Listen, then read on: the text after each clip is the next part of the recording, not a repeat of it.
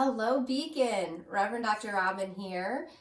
In addition to my role as a member of your lead ministry team, I'm also the executive director of a supporting organization of the Beacon congregation called the Beacon Hope and Equity Center. And I'm joined by... My name is Meera and I'm the administrator here. It gives me great joy to help in this effort because I think it's truly life-changing. So Beacon Hope and Equity Center as a supporting organization is committed to decolonizing wealth. What does that mean? It's a concept created by Edgar Villanueva, and he puts it this way. For centuries, money has been used to divide and control us. What if money was used as a tool of love and restoration? Deepening our commitment to anti-racism, the Beacon Hope and Equity Center primarily focuses on a microgrant program where we give small grants through a low barrier application process to folks who are experiencing poverty and the impacts of systemic racism. So we focus on impoverished communities of color across New Jersey, and we just completed in March our very first round of grant applications.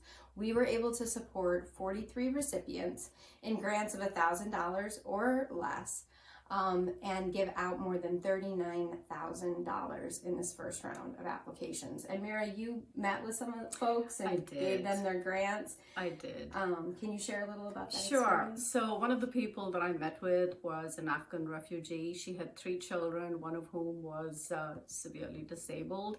I went and met with her and gave her the check, and she was just so grateful. It was very, touching to see how much the small sum of money, just $1,000, the impact that it had on her, her everyday life. And it just pushed away the disastrous cliff that she would have been falling off of if it wasn't for Beacon Hope and Equity. Absolutely. Yeah, so it was really amazing. And she was so grateful, It was just such a small sum.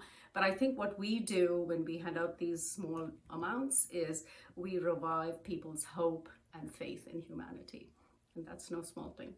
I completely agree. I have to be honest, when we were approaching this first round of microgrants, I was very focused on the details, and partly I was thinking, what difference can $500, $800, $1,000 make? And then we started seeing the applications come through, and we saw requests for utility assistance, emergency needs around rent, food, medical bills. Right.